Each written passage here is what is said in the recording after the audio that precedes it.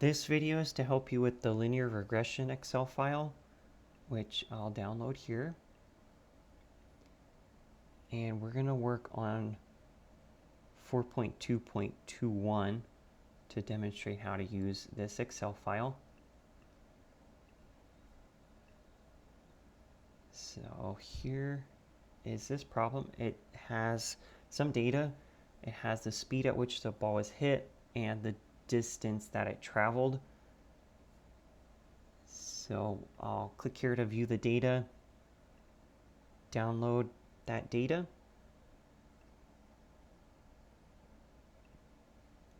And I'll open that up.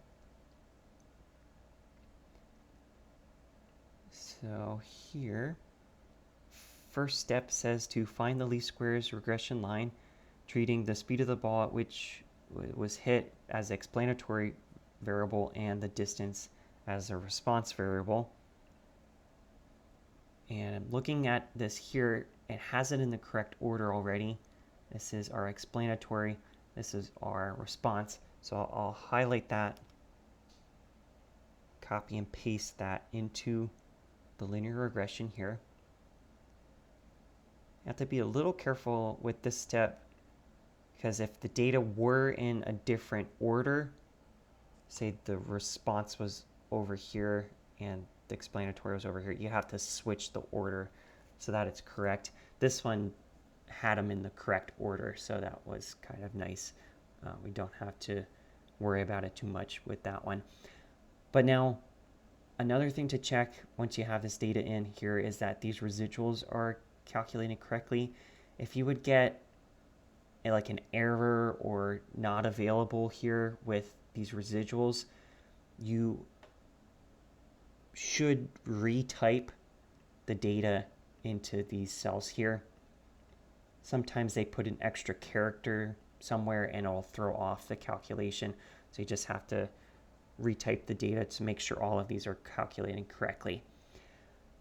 Once you have the data in there, you get a lot of information. So over here, the slope is calculated, intercept is also calculated.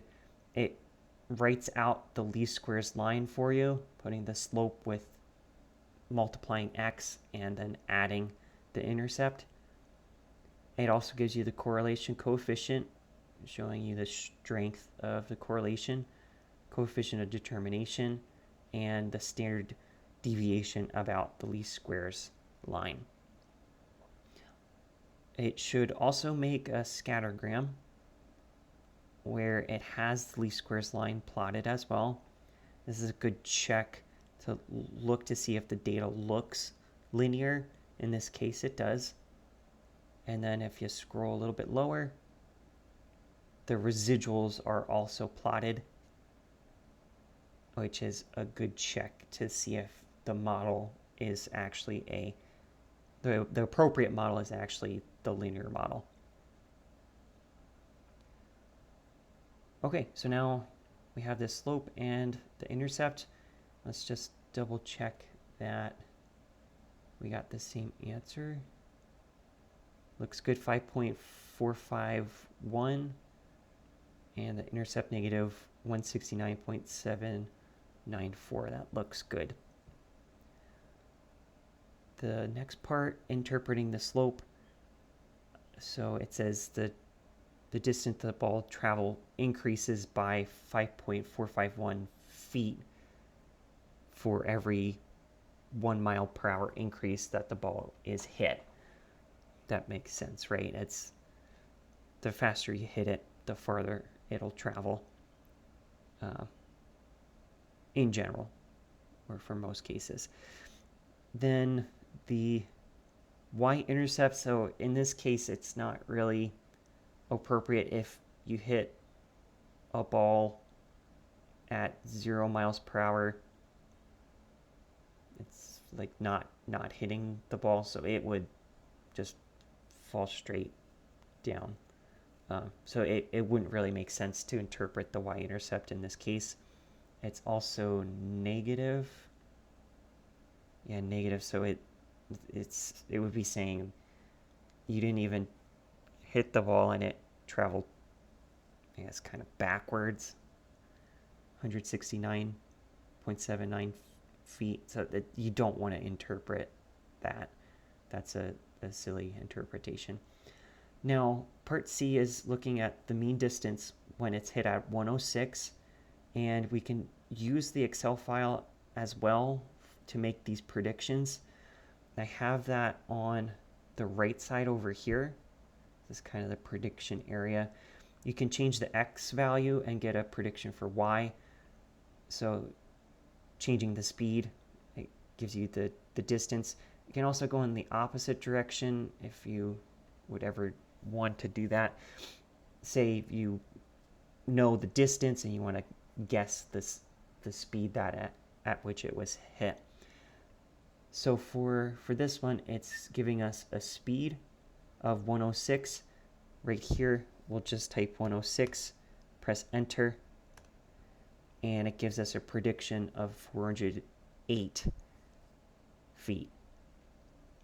You can also do this by using the slope and the intercept and arithmetic to get the answer as well, so you don't have to use the Excel file for this part.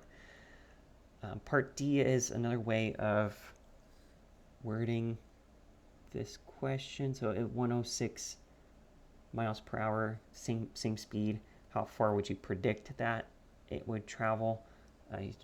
You'd use the average in order to make that prediction.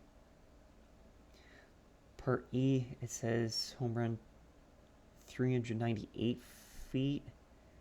The speed at which the ball was hit was 106.2, and did it travel further than the predicted value? So we just have to change the 106 to 106.2 over here.